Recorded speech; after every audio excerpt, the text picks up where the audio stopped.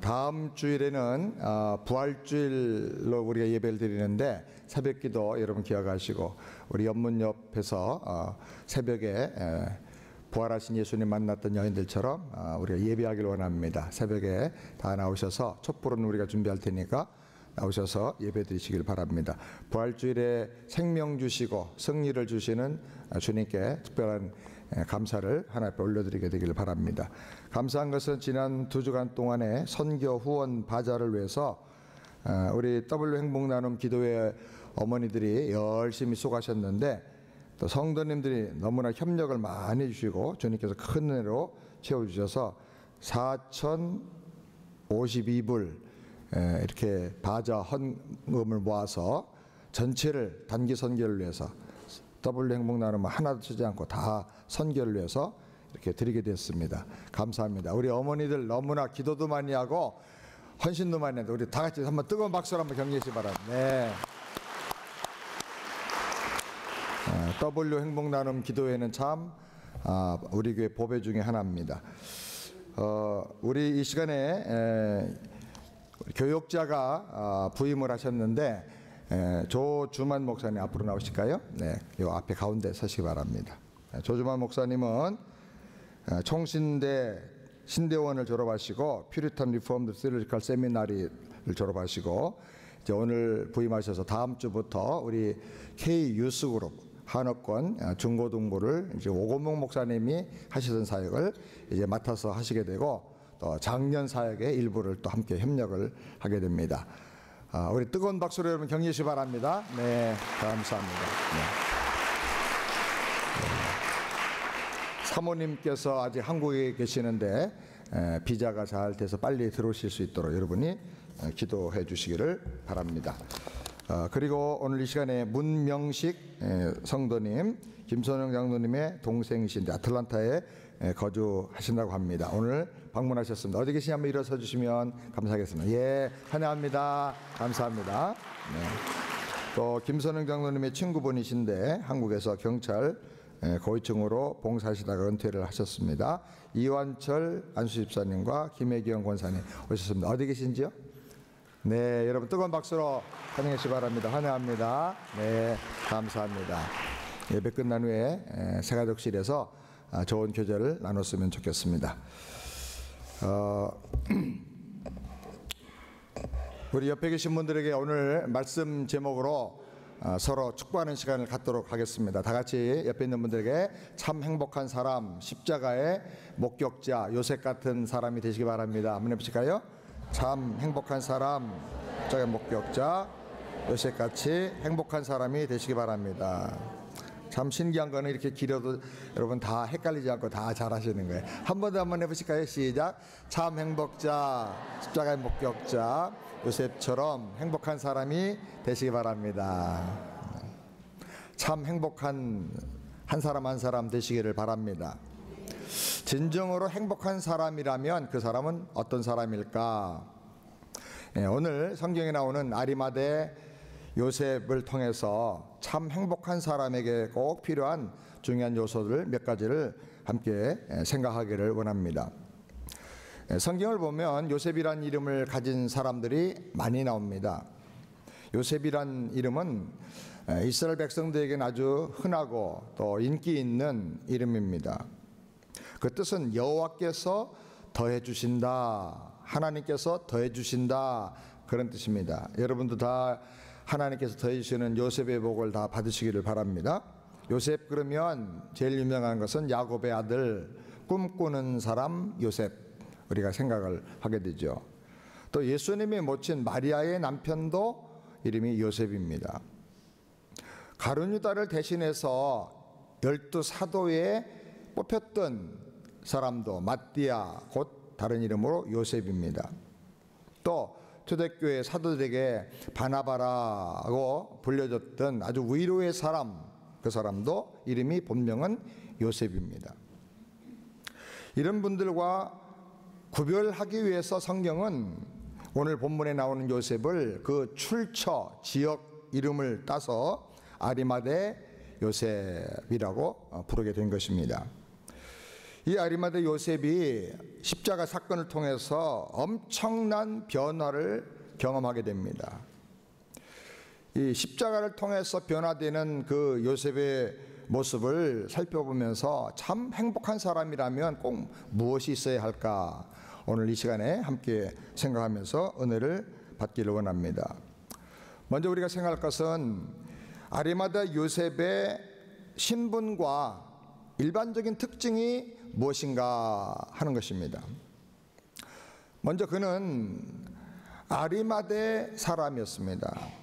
아리마대가 어딘가 지도를 보면 이스라엘에서 약 35km 정도 북서쪽으로 떨어져 있는 지역인데 오늘날 이름으로는 렌티스라고 합니다. 여기는 선지자 사무엘의 고향이죠. 그래서 성경에는 라마다임 소빔 이렇게 나옵니다. 라마다임 소빔이 바로 여기 아리마대라는 지역이 이름이 된 것입니다. 여기는 사무엘이 세운 기도의 공동체 선지학교 라마 나요시 있었던 곳입니다. 영성이 전통적으로 강했던 그런 지역이죠. 그 다음에 아리마대 요셉은 존귀한 공회원이었습니다. 마가복음 15장 43절 우리 다 같이 함께 읽어보실까요? 이 사람은 존귀한 공회원이요. 오늘날 한국으로 비유한다면 집권당 국회의원의 중요 당직을 맡은 사람 정도에 해당된다고 말할 수가 있습니다. 유대인이라고 하면 더 이상 올라갈 수가 없는 아주 제일 높은 자리까지 올라간 사람입니다. 이 산헤드린 공회에는 그 산헤드리라는 이름이 함께 모여 앉았다 그런 뜻이에요. 함께 모여 앉아 있는 유대인 최고의 국회고 또 최고의 법정입니다.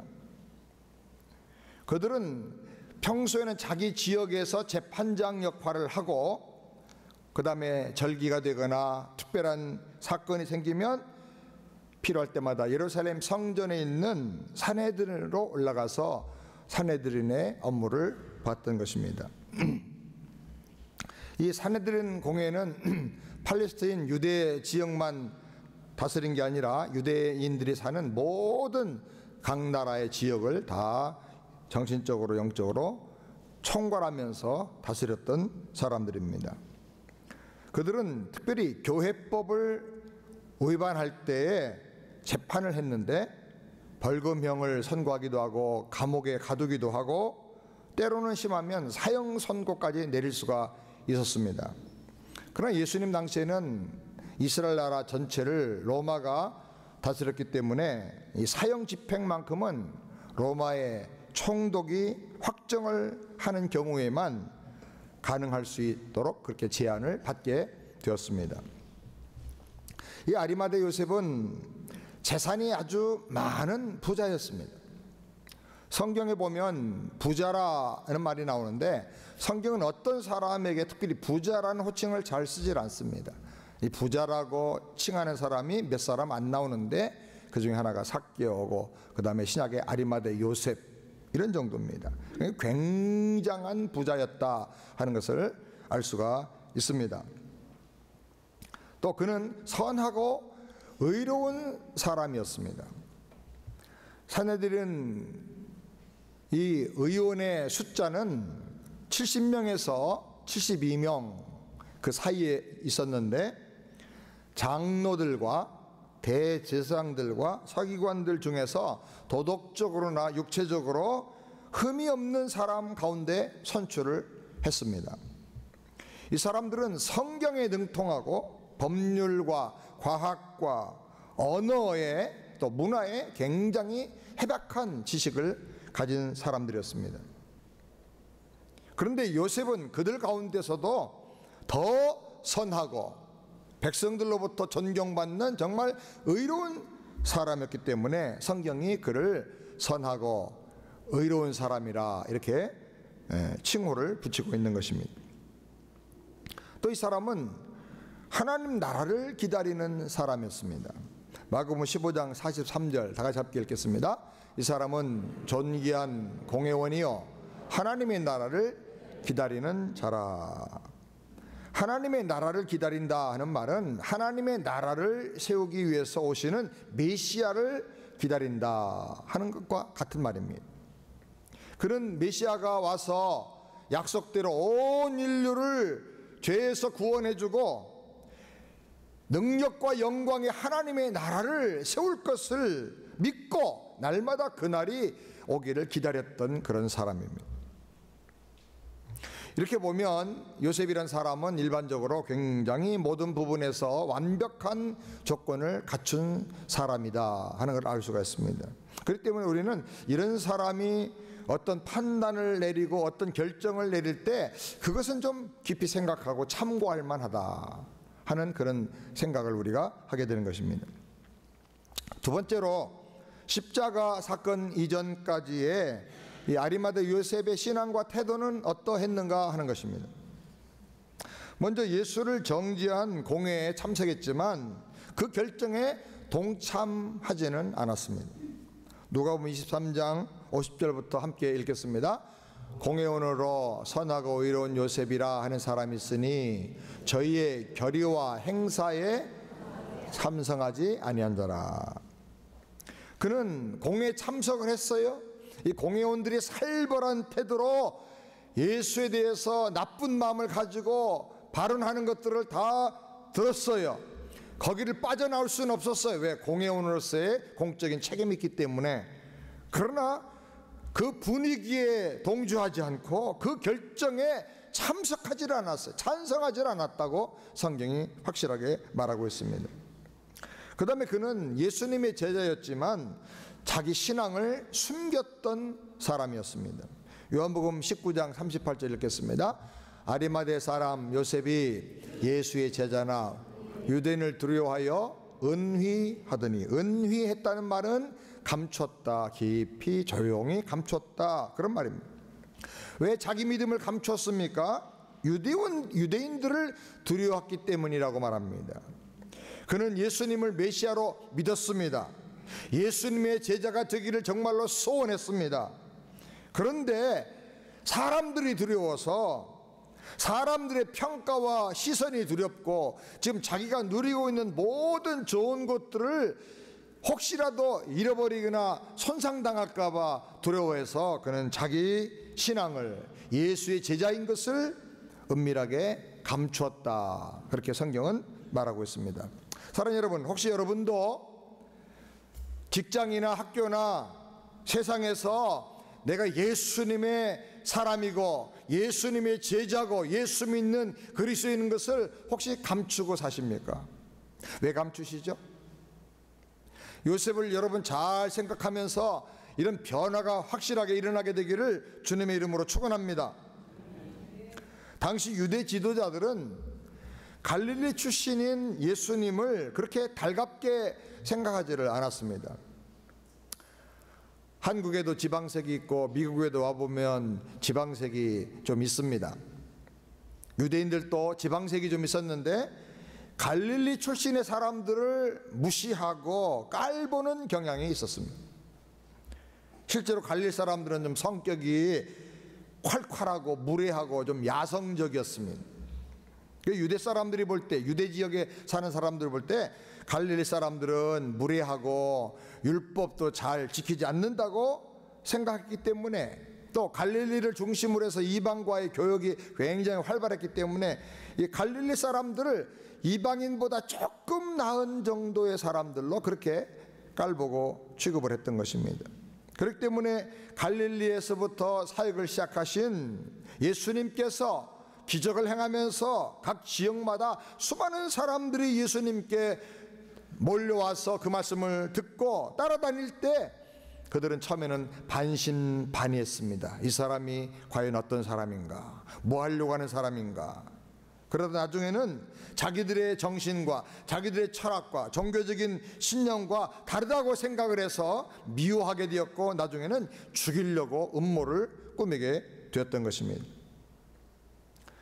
이런 상황 속에서 산헤드린 공회원이 이 요셉이 예수를 믿고 예수의 제자가 된다고 하는 것은 굉장히 충격적인 일이 아닐 수가 없었던 것입니다. 만약에 이것이 밝혀지면 공회에서 불이익을 당하거나 심하면 축출당할 수도 있고 백성들에게 매장당할 그런 가능성도 있었던 것입니다. 그렇기 때문에 같은 공회의원이었던 니고데모라는 사람도 예수님께 찾아와서 중요한 문제를 의논할 때 밤중에, 아무도 모르는 그 밤중에 은밀하게 예수님에게 찾아왔던 것입니다. 예수를 믿는 제자였고 예수님을 메시아로 믿고 기대하고 예수님의 교훈대로 순종하며 살기로 결단했던 제자였지만 유대 사람들의 분위기와 유대 지도자들의 살벌한 태도 때문에 그는 자기의 신앙을 감추고 숨기고 살아왔던 것입니다. 세 번째로 보면 갑자기 달라진 그의 태도가 나오는데 도대체 왜 돌변한 것인가 하는 것입니다. 이 아리마대 요셉의 태도가 성경에 보니까 갑자기 달라져 버렸습니다. 완전히 달라져 버렸어요. 도대체 무슨 일이 있었을까? 도대체 왜 그렇게 달라진 것입니까? 그는 당돌하게 빌라도에게 가서 예수의 시체를 내게 달라고 요청을 합니다. 마가복음 15장 43절 다 같이 우리 함께 읽겠습니다. 아리마대 사람 요셉이 와서 당돌이 빌라도에게 들어가 예수 시체를 달라 하니 이 사람은 존귀한 공회원이요 하나님 나라를 기다리는 자라. 성경은 이 요셉의 태도가 너무나 달라졌기 때문에 그 달라지고 변화된 것을 강조하기 위해서 아주 특별한 단어 하나를 사용합니다. 그게 뭐냐? 당돌이라는 말. 당돌이 원래 뜻은 담대하게, 용감하게, 너무나 당당하게 그런 뜻이에요. 보통은 가진 게 많고 아는 게 좀 많은 사람들은요, 뭘 판단하고 행동을 할 때 신중하게 오래 따진 다음에 결론을 내리는 습관이 있습니다. 감정이 어떻게 변한다고 해서 금방 행동하는 것보다는 좀 합리적으로 전후좌우를 따진 다음에 생각을 오랫동안 한 다음에 결론을 내리는 것이죠. 근데 이 요셉이요, 그런 사람이에요. 모든 걸 다 갖춘 사람이고 아주 뛰어난 사람이고 리더 중에 리더인데 총독에게 가서 예수의 시체를 내어달라고 아주 당돌하게 얘기했다는 거예요. 직접 가서 내가 예수의 시신을 내려가겠다라고 요청을 한 거예요. 자기 수하에 있는 일꾼들을 시켜서 예수님의 시신을 십자가에서 내려온 것도 아니고요, 자기가 직접 가서 골고다에 가서 십자가 위에 올라가서 예수님의 시신을 내려서 모셔가겠다라고 얘기를 했어요. 당돌하게 아주 공개적으로 드러내놓고 예수님 편에 서서 행동을 한 거예요. 여러분, 이때가 언제입니까? 모든 제자들이 다 도망간 그런 때입니다. 예수를 반역자로 몰아서 사형을 시키고 예수를 따르는 자들도 이제 어떻게 될지 알 수 없는 이런 살벌한 분위기 속에서 당돌하게 가가지고 총독 빌라도에게 예수의 시신을 내가 내려서 모셔가겠다라고 당돌하게 요청을 한 거예요. 사랑하는 여러분, 어떻든 간에 우리에게도 이런 담대한 믿음이 있기를 주님의 이름으로 축원합니다. 이것도 아니고 저것도 아니고 하나님이 은혜 주시기도 힘들고 하나님이 손 떼고 그냥 버리기도 힘들고 애매모호한 그런 문턱에 걸쳐 있는 그런 사람이 아니라 요셉과 같이 아주 담대한 믿음의 사람들이 되기를 바랍니다. 그는 결단력 있게 최고의 섬김을 주님께 드렸습니다. 예수님 십자가에 달리신 것이 안식일 전날인 금요일 오전 9시입니다. 오후 3시경에 운명하셨습니다. 안식일은 금요일 6시부터 시작이 됩니다. 그러면 3시간도 채 남지 않은 아주 긴급한 상황입니다. 그런데 아리마대 요셉은 얼마나 신속하게 결단하고 움직이는지 모릅니다. 예수님의 죽음을 확인한 다음에 언덕을 신속하게 내려와서 총독 빌라도의 관저에 가서 예수님의 시신을 내어달라고 요청합니다. 허락을 받은 다음에 다시 필요한 모든 물품과 사람들을 불러 모아서 언덕을 올라갑니다. 총독 빌라도의 허락을 받았으니 예수님의 시신을 수습하겠다는 겁니다. 예수님의 그 시신을 십자가에서 직접 다 내려서 모신 후에 자기가 동산에 자기를 위해서 파놓은 그 무덤으로 모셔가서 장사를 지냈습니다. 이 모든 일을 3시간 안에 다 한다는 것은 정말 놀라운 일이고요, 대단한 결단과 정성과 강력한 열정과 추진력이 없으면 할 수가 없는 일이에요. 요셉은 장로였기 때문에 젊은 청년이 아닙니다. 또 산헤드린 공의회 회원들은요, 걸을 때도 함부로 걷지 않고 아주 품위 있게 걸어야 돼요. 채통을 지켜야 될 공회원이에요. 이런 사람이 바쁘게 뛰어다닙니다. 그 모습을 모든 예루살렘 사람들이 다 보는 겁니다. 그는 나이를 초월해서 헌신을 했고요,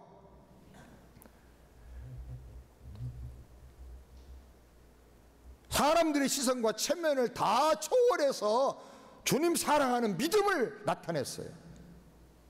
온몸에 땀이 범벅이 됐을 것이고 예수님의 시신을 십자가에서 내리고 세마포로 싸서 모시고 가면서 그 피가 손과 옷에 묻어서 범벅이 되었을 거예요. 이것을 사람들이 다 보고 총독이 알고 다른 산헤드린 공회원들이 알기 때문에 자기의 공회원으로서의 지위가 박탈될 수도 있고요, 탄핵을 당할 수도 있고요, 혹시 목숨을 잃을 수도 있었어요.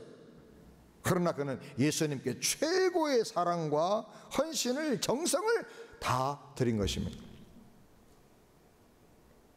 여러분, 더군다나 유대인들은 시체를 만지거나 시체에 몸이 닿으면 7일 동안 부정해서 성전에 들어갈 수 없고 사람들을 만날 수도 없었어요. 이것은 의식적인 법이기도 하고 또 이것이 위생법이기도 했어요, 그 당시에. 그래서 7일 동안 부정하기 때문에 사람들과 만날 수가 없다고 하면 6월절 축제 행사에, 절기 행사에 참여할 수가 없는 거예요. 그의 신분과 그의 위치를 생각하면 이건 간단한 문제가 절대로 아닌 거예요. 모든 6월절 행사에 참석할 수가 없어요. 이건 산헤드린 공회원에게는 있을 수가 없는 일이에요. 그러나 예수님을 자기 무덤에 장사하고 자기가 예수님의 제자인 것을 공개적으로 담대하게 밝혔어요. 어떤 손해가 오고 어떤 어려움이 와도 나는 그거 감당하겠다는 거예요. 오늘날 예수 믿는다고 하면서도 조금만 자기 생각과 자기 욕심에 손해가 오면 휴지 조각처럼 신앙이고 직분이고 버리는 분들이 얼마나 많습니까? 이런 세상 분위기 속에서 생각할 때 이 아리마대 요셉의 이 눈물겨운 헌신은 얼마나 그립고 아름다운지 몰라요. 사랑하는 여러분, 교회 다니면 다 예수의 제자인가요? 직분 받으면 다 예수의 사람인가요?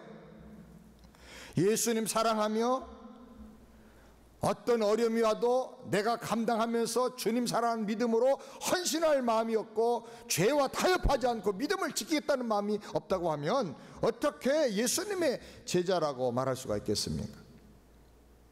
우리 모두에게 하나님께서 이런 은혜를 주시기를 주님의 이름으로 축원합니다. 그는 최고의 존경과 사랑과 정성을 주님께 드리며 믿음을 고백했습니다. 그는 모든 정성을 다해서 장례를 치렀습니다.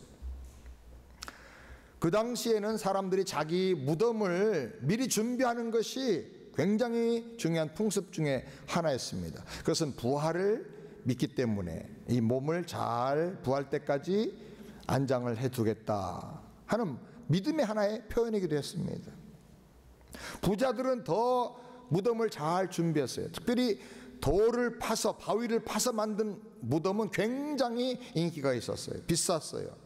요셉은 돌을 파서 만든 무덤이라고 했어요. 그러니까 아주 굉장히 오랫동안 비싸게 공들여서 준비한 무덤이에요. 니고데모가 몰약과 침향 섞은 것을 100근쯤 가져왔다고 했습니다. 이 침향 섞은 것 100근 정도를 사용하는 것은 보통의 경우는 왕에게 해당되는 예우입니다.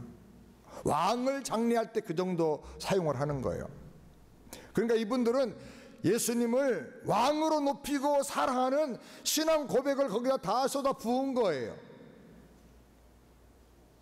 이들은 긴급한 시간에 쫓기면서도 주저함없이 앞장서서 대충 한 게 아니라 직한 정성으로 예수님의 시신을 장사했어요. 예수님을 세마포로 쌌습니다. 직접 아리마대 요셉이 예수님을 안아서 십자가에서 내리고 세마포로 예수님의 시신을 쌌어요. 그리고 아무도 장사한 적이 없는, 그리고 여러 사람들이 한꺼번에 들어가서 그 시신 놓인 자리를 볼 수 있을 정도로 규모가 엄청나게 큰 자기의 새 무덤을 예수님께 드리고 거기에 예수님을 장사 지냈어요. 무덤 입구를 막은 돌이 엄청나게 컸다 그랬어요. 그러니까 이 아리마대 요셉과 니고데모는 예수님께 드릴 수 있는 최고의 사랑과 정성을 다 쏟아부어 드린 거예요. 여러분, 우리가 예수님을 대할 때 이렇게 전심전력하게 되기를 주의 이름으로 축원합니다.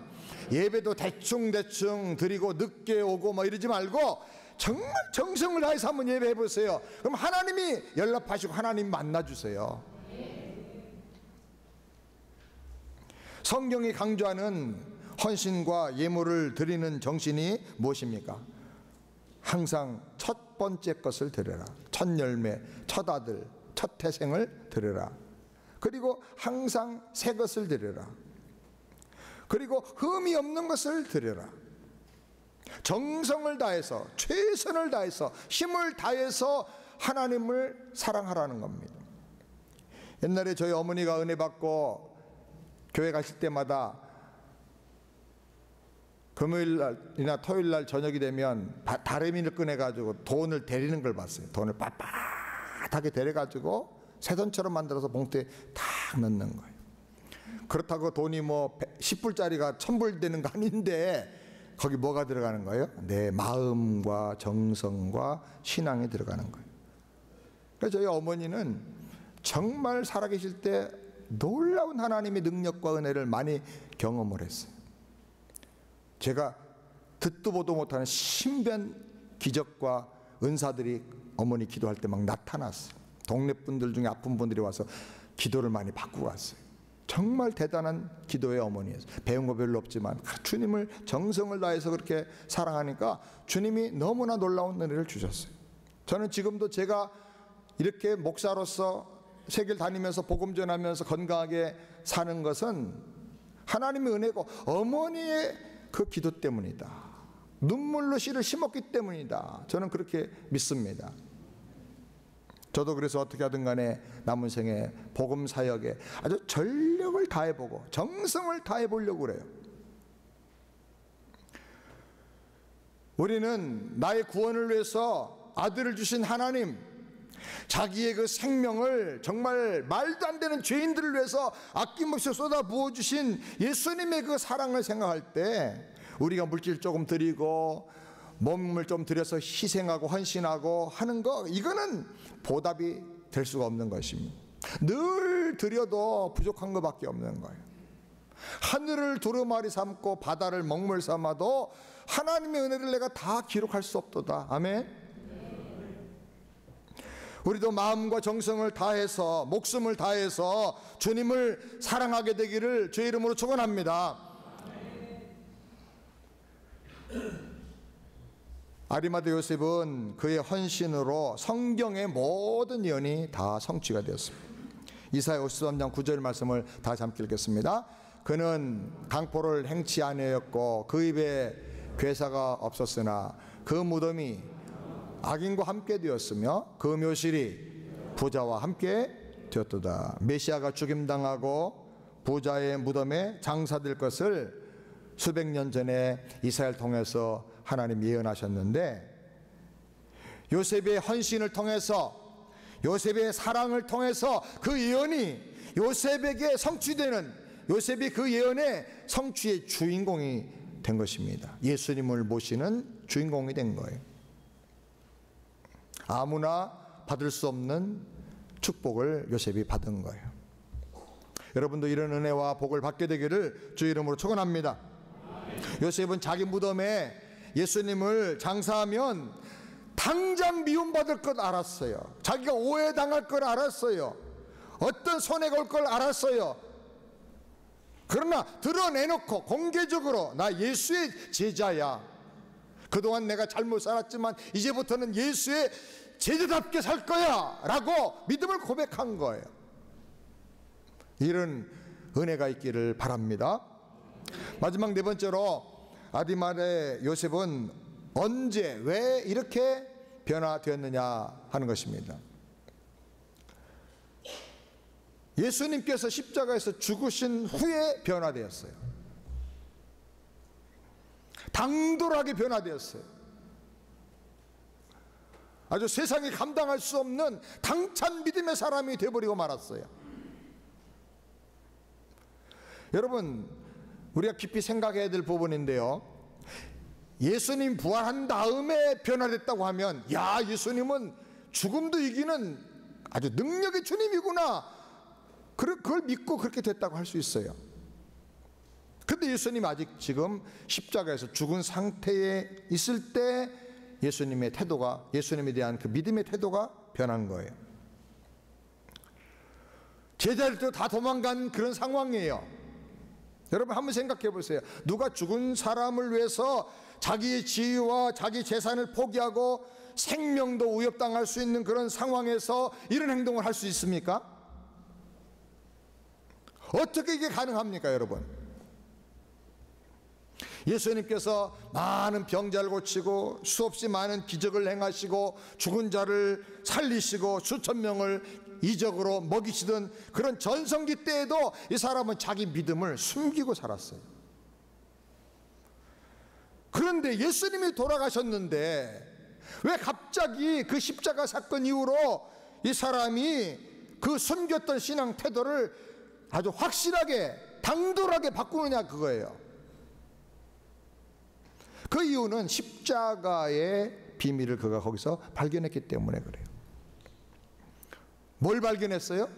십자가의 비밀을 그가 발견한 거예요. 예수님은 죄 없는 의인이라는 거예요. 예수님은 진정한 하나님의 아들이었다는 거예요. 의인이고 하나님의 아들인데 왜 십자가에서 피 흘리고 죽으셨느냐?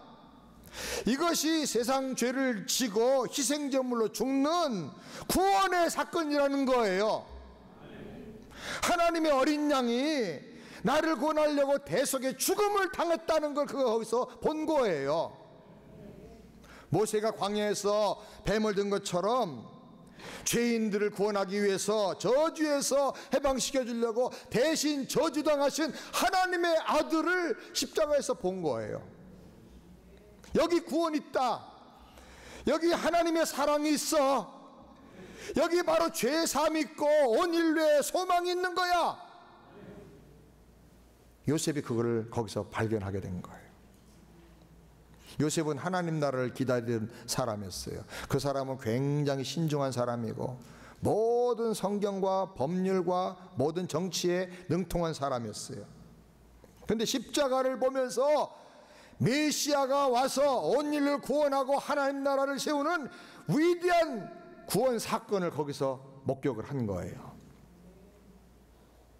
십자가가 요셉을 완전히 바꿔놓는, 주님께 당돌하게 헌신할 수 있는 그런 사람으로 바꿔놓는 전환점이 된 거예요.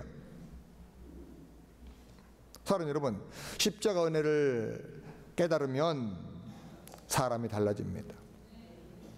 더 이상 자기를 위해서 살지 않고요, 더 이상 사람들 두려워하면서 눈치 보며 살지 않고요, 더 이상 죄와 세상의 어려움과 문제와 유혹에 끌려다니는 노예로 살질 않아요. 십자가는 능력입니다. 아멘. 어떤 손해와 어려움이 와도 주님은 나의 구세주고, 주님은 나의 왕이시고, 주님은 나의 모든 죄와 저주를 해결해 주신 유일한 구원자다, 이걸 확실히 믿게 되고 이것을 고백하고 증거하게 되는 것입니다.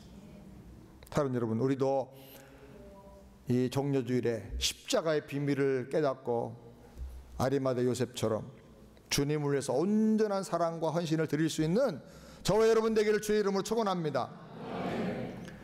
최근에 요르단에서 선교 사역하는 이병구 김은석 선교사님이 영상을 보내왔습니다.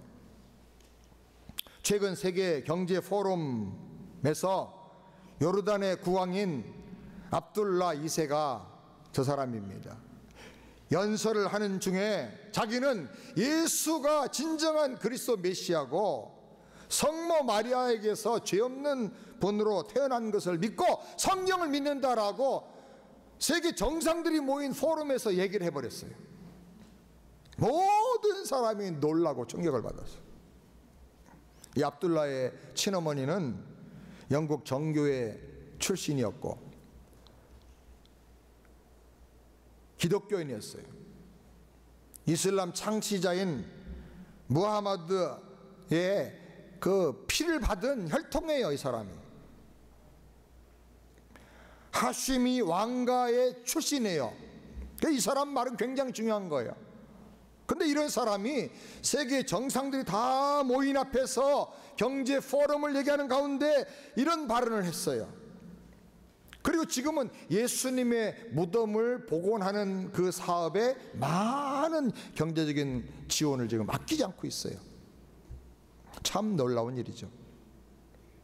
요르단은 중동의 수많은 아랍 국가 중에 아주 관문에 해당되는 나라예요. 그런데 요르단의 국왕이고 무하마드의 혈통을 가진 후손인데 이런 사람이 예수님이 진정한 구원자다라고 고백을 했어요. 이슬람 세계에 미칠 영향이 엄청나게 커질 거라고 생각을 합니다. 우리가 많은 기도를 하고 지원을 해야 됩니다. 십자가를 깊이 묵상해 볼 때 무하마드와는 다르다는 거예요. 죽음으로 온 인류의 죄를 대속하고 저주를 담당한 예수 그분이, 부활하신 그분이 참 하나님의 아들이고 우리의 진정한 구원자라는 거예요. 믿으시기 바랍니다. 요셉은 눈치 보는 소극적인 신자였지만 십자가로 말미암아 그 양심이 깨어나고 잠자던 연약한 믿음이 깨어나서 나서야 할 때가 되면 제자로서 당돌하게 나서는 그런 담대한 믿음의 사람이 되었어요. 처음에는 다른 제자들보다 뒤졌던 소극적인 사람이었지만 아무도 나설 수 없는 그때에 그 신앙이 빛을 발하게 되었어요. 사랑하는 여러분, 우리도 예수님을 위해서 나서야 한다고 하나님이 감동 주시면 망설이지 않고 당돌하게 헌신하게 되기를 주의 이름으로 축원합니다. 그럴 때 하나님이 파격적으로 그 사람을 붙들어 써주시는 거예요. 십자가는 우유부단함을 버리게 하는 능력 중의 능력입니다. 요셉처럼 십자가를 하나님의 구원의 능력으로 믿어서 변화되어 참 행복자가 되기를 바랍니다. 누가 진정한 행복자입니까? 십자가에서 하나님의 사랑을 발견하고 십자가에서 하나님의 구원의 능력을 발견하고 십자가에서 어정쩡하고 우유부단하게 살아왔던 자기의 삶의 잘못을 발견하고 회개하고 당돌한 믿음을 가지고 세상에 나가는 사람, 세상을 향해서 충격을 주는 사람, 이런 사람이 진정한 행복자인 줄 믿습니다. 이런 행복이 저와 여러분에게 있기를 주의 이름으로 축원합니다. 기도하겠습니다. 아버지 하나님, 이 요셉과 같이 저들도 십자가를 더 깊이 발견하고 십자가의 구원, 십자가에 나타난 하나님의 사랑, 십자가에 나타난 그 놀라운 능력으로 우리 심령 가득 채워져서 이 세상에 당돌하게 담대하게 우리 믿음을 고백하고